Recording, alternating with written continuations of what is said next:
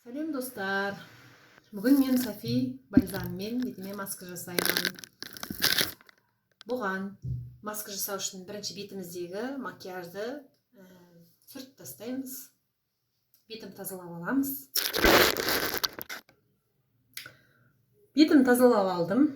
Макияжды, беттегі тоналканы, мейкап, бетте қандай краска бар, бәрін сүртіп тастадым, жуып тастадым. Енді таза бетке Софи бальзамның ыдысқа бір чайный ложкасын, бір чайный ложка бальзамды кесеге құямыз. Кесеге құйып, мына ішінде басқа ештеңе жоқ, тек Софи бальзамның өзі.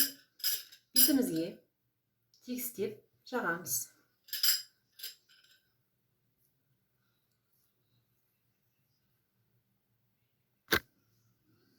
Бетімізге тегістеп жағып болдық. Енді 15 минутқа бетімізге сіңгенше өзі құрғап тартылып бастайды бетіңіз. 15 минутқа қоямыз. 15 минут өтті. Енді бұны жылы сумен жуып тастаймыз. Бетімізді жылы сумен жудық. Енді бұны тек полотенцемен, лицевой полотенцемен суын сүртіп тастаймыз. Бетім жұмсарды. Көзім астындағы мешки дейді, мешки под глазами. Кетті олар, ондай зат жоқ көзім астында.